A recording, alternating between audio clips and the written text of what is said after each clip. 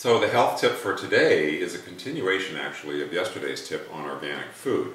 Let's look a little bit more in depth into this topic of organic food, okay? Because we go to the grocery store and let's say we've got a pineapple. Now, pineapple is quite a large fruit, and strangely enough, the pineapple is probably one of the most chemical-laden fruits that there is. And the reason is that there are a number of bugs that like to attack pineapples where they're grown in various tropical countries, and so a lot of pesticides are sprayed on pineapples. You can buy organic pineapples, but they are very expensive.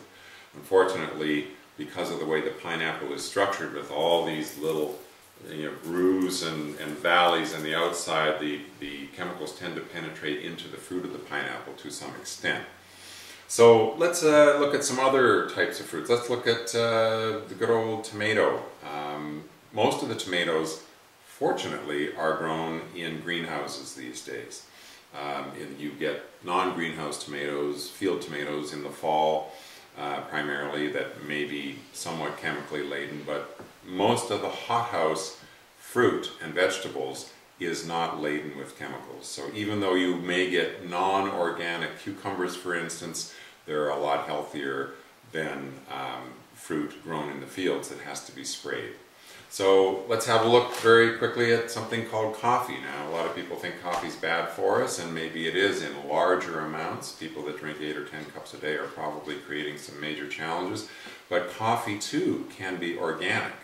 And what does that mean? Well, it simply means the way it's grown. It's grown without chemicals and without chemical fertilizers, natural fertilizers, in a much different environment. And because the coffee bean actually concentrates these poisons in itself, it's really important to actually, if you drink coffee, to drink organic coffee.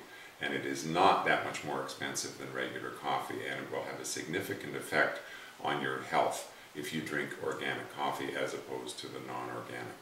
One of the other things about organic food is that the human body has this crazy ability to concentrate toxins and poisons that we take into our system. So a lot of people say, well, what does it really matter if I eat organic? Who cares? It's just food.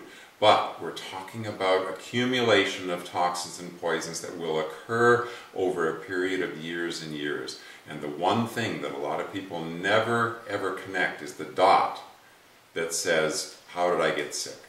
Okay, one day they wake up with a tumor and they go, how did I get sick? But it's their whole life accumulation of the toxins and poisons that actually made them sick. And if they had lived their life differently and perhaps taken care over a period of years, they may very well have regained and maintained their health as opposed to getting sick and going the other way.